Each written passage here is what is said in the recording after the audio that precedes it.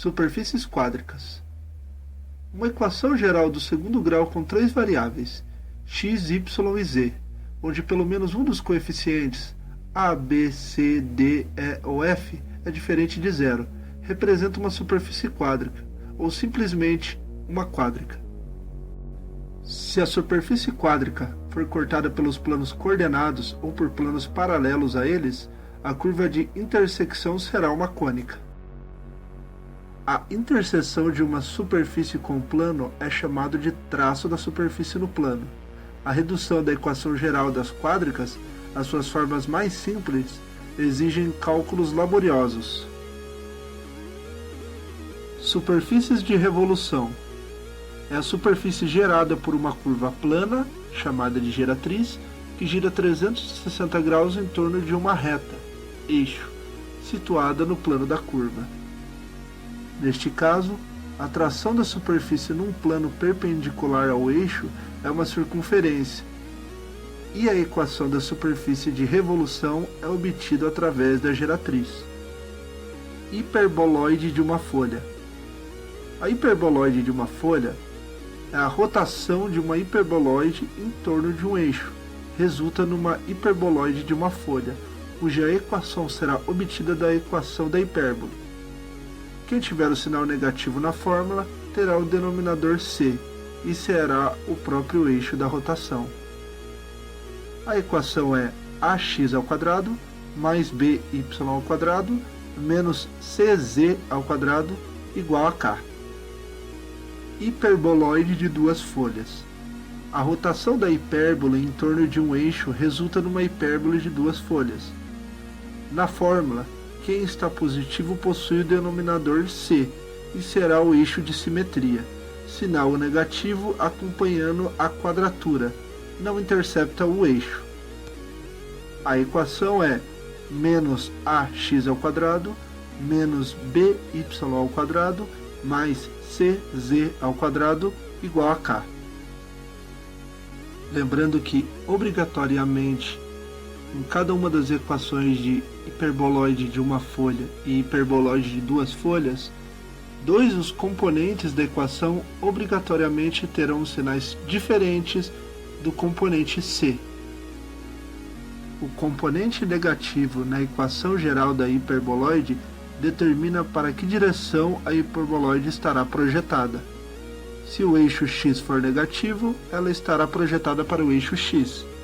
Se o eixo y for não negativo, ela estará projetada para o eixo y. E se o eixo z for negativo, ela estará projetada para o eixo z. Consideramos a equação x² sobre 4 mais y² menos z² sobre 4 igual a 1.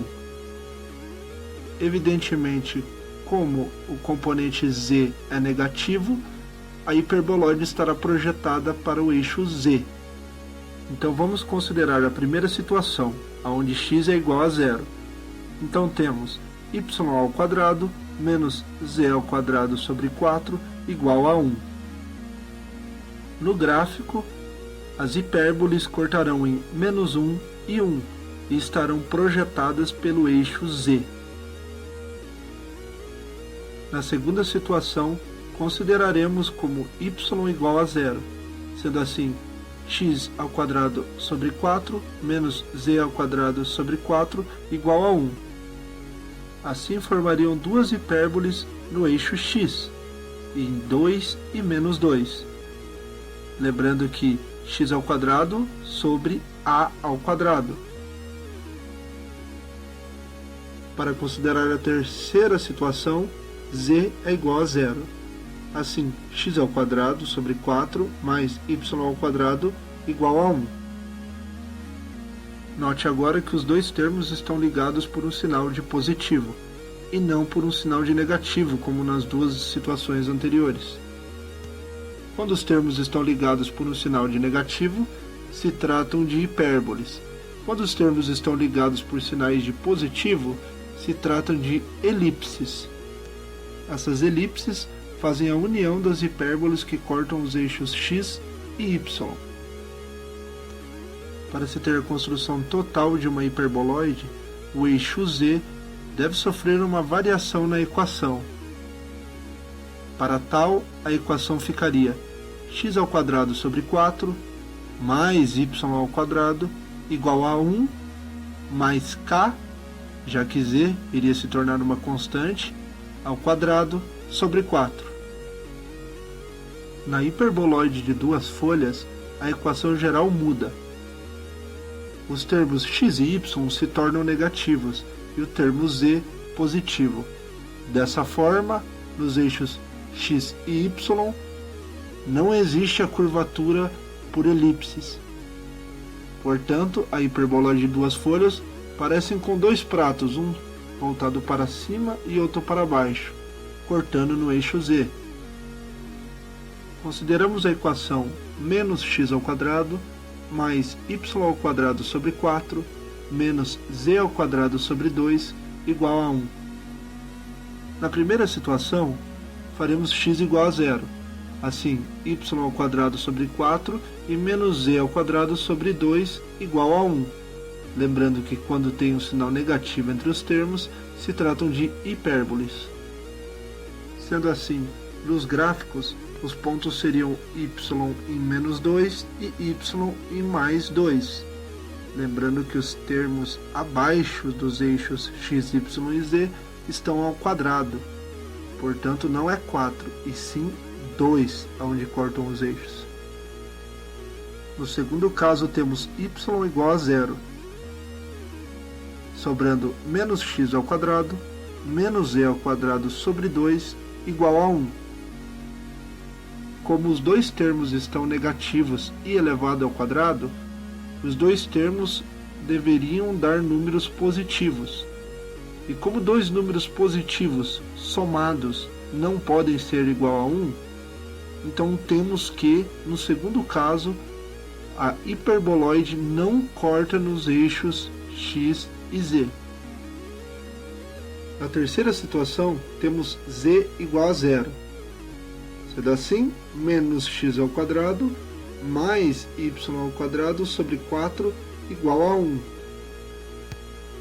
Notamos que o termo x está negativo, portanto a hipérbole cortará o eixo y, no sentido contrário cortado anteriormente.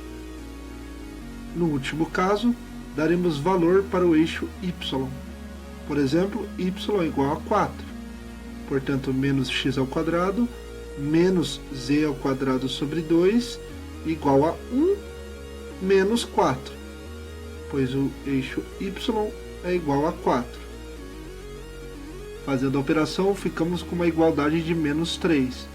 Para tornar tudo positivo, iremos multiplicar tudo por menos 1, para ficarmos com x² mais z² sobre 2 igual a 3.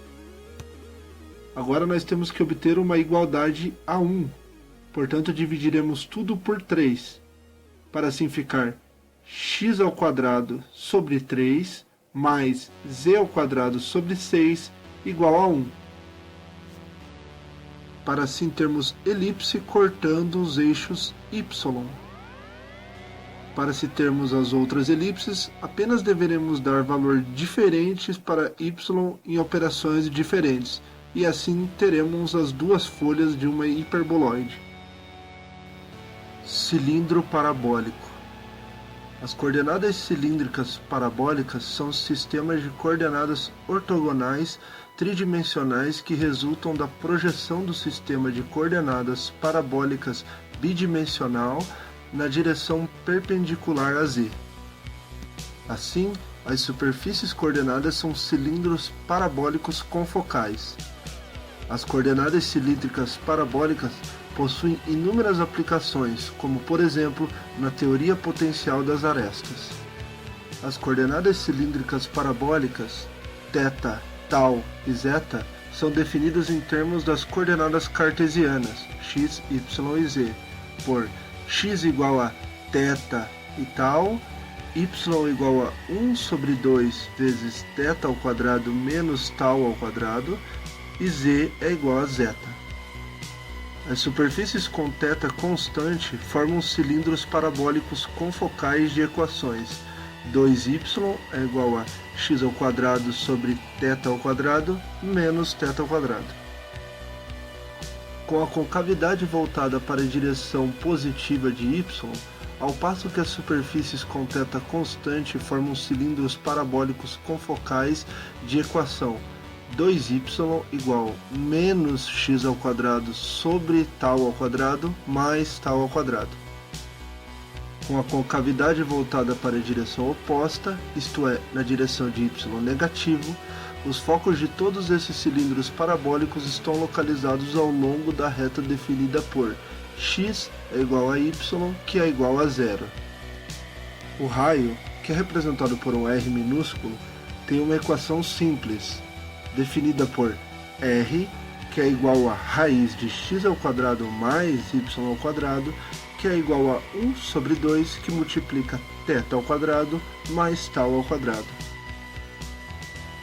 Os fatores de escala para as coordenadas cilíndricas parabólicas θ e tal são h θ é igual a h tal, que é igual a raiz de θ ao quadrado mais tal ao quadrado. Para h zeta é igual a 1.